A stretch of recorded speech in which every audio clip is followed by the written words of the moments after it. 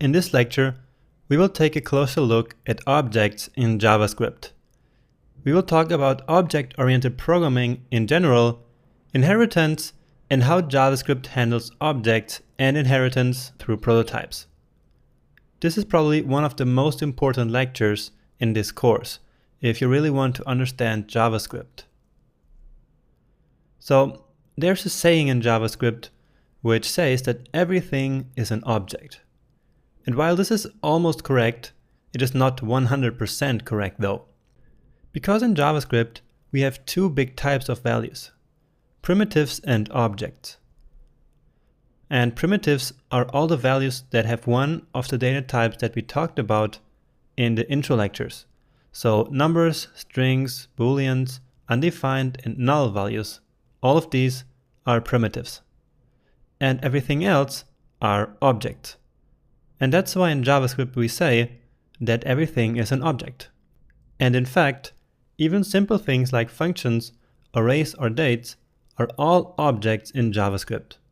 And that's because in JavaScript, objects are not just for storing a bunch of data, like we have been doing, but for really complex things under the surface. So we have been using objects all along, just without knowing it. So always remember that almost everything is an object in JavaScript, because it's one of the fundamental things that makes JavaScript so unique and different from other popular programming languages. Alright, so now that we know how important objects are in JavaScript, let's look at object-oriented programming. So, in very simple terms, object-oriented programming makes heavy use of objects, properties, and methods. And these objects interact with one another to form complex applications. We use objects to store data, structure our code, and keep our code clean. So far, we have only created simple objects holding some data. I remember the John object from the intro lectures. And if we had created other persons back then, we would simply have written them one by one, like Mark, Jane, etc., right? But there is a better way. Imagine something like a blueprint from which we can generate as many objects as we want. And we can do that in JavaScript. And right here is an example of that. This is a special person object that we can basically use as a blueprint to create a lot of person objects. In other programming languages, this is many times called a class. But in JavaScript, we like to call it a constructor or prototype. So based on this constructor, we can create as many instances as we want. So here are our Jane, Mark, and John objects once again, but these were created from the person constructor. So they are effectively person instances. And now their name, year of birth, and job variables are defined, and they all have access to the calculateAge method. So again, the constructor acts like a blueprint and is used to create instances, which of course are also objects. We will of course do all of this with code over the next lectures. This is just to give you a very brief overview. And now let's take this even one step further, with inheritance. In simple terms, inheritance is when one object is based on another object. It's when one object gets access to another object's properties and methods. So very simple. Back to our persons example, imagine that we also wanted to have an athlete constructor besides the person constructor, with a couple of different properties and methods. Now, an athlete is also a person, right? There are just some particular properties and methods for an athlete, like for example, how many participations in Olympics they have, or how many medals they have won. So when we define the blueprint, so the constructor, for an athlete, then why repeat the same stuff that we have in our person constructor? An athlete also has a name, year of birth, and job, right? So what we can do is to use inheritance. We make the athlete object inherit the properties and methods from the person object. So then, the athlete not only has access to its own properties and methods, but also the ones from the person object. Really cool, right? This allows us to write less code and make more logical programs. So this is a broad overview of how inheritance works in theory, and in all programming languages that have object-oriented features. So let's now see how JavaScript in particular handles inheritance with our person and John examples. JavaScript is a prototype-based language, which means that inheritance works by using something called prototypes. In practice, that means that each and every JavaScript object has a prototype property, which makes inheritance possible in JavaScript. So again, inheritance is made possible through the prototype property that every object has. Now all of this may look a bit confusing at first sight, but don't worry, because we will do everything in code later as well. But before doing that, it's super important that we get at least a visual overview of what happens behind the scenes. Alright, now how does inheritance actually work?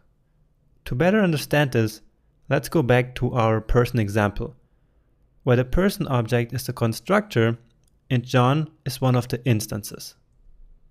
Now, if we want John to inherit a method or a property from the person object, we have to add that method or property to the person's prototype property, just like we see it here. So in this example, we have the calculate age method in the person's prototype property, and therefore John inherits the method and can then call it.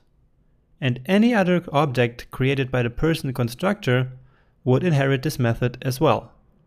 So again, the prototype property of an object is where we put methods and properties that we want other objects to inherit.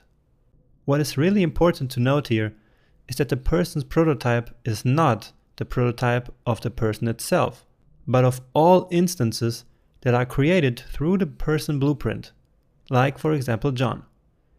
So in other words, the person's prototype property is the prototype of John.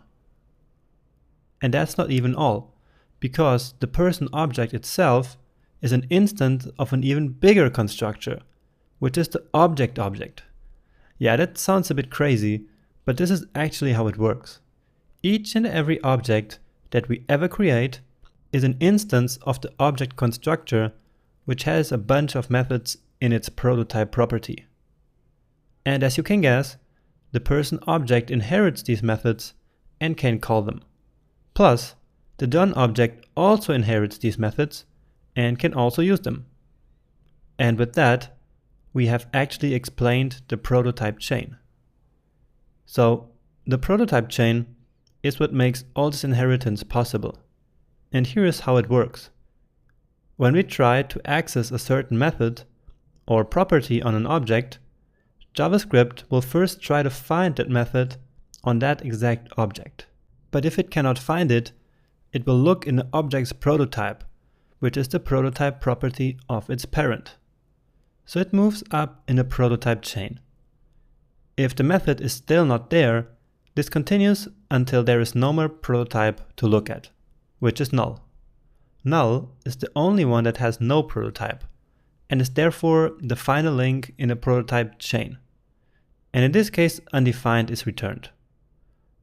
This is the reason why, for example, the John object could call the hasOwnProperty method that is stored in the object prototype property. And since this is all so crazy important, I even took the time to write down a summary for you about the most important things about prototypes, so that you can copy it if you want. So here it goes. Every JavaScript object has a prototype property, which makes inheritance possible in JavaScript. The prototype property of an object is where we put methods and properties that we want other objects to inherit. The constructor's prototype property is not the prototype of the constructor itself, but it's the prototype of all instances that are created through it. When a certain method or property is called, the search starts in the object itself, and if it cannot be found there, the search moves up onto the object's prototype. This continues until the method is found. And this is the prototype chain. Alright, so this is it about objects, inheritance, and prototypes in JavaScript. I promise that we'll now finally go back to our code.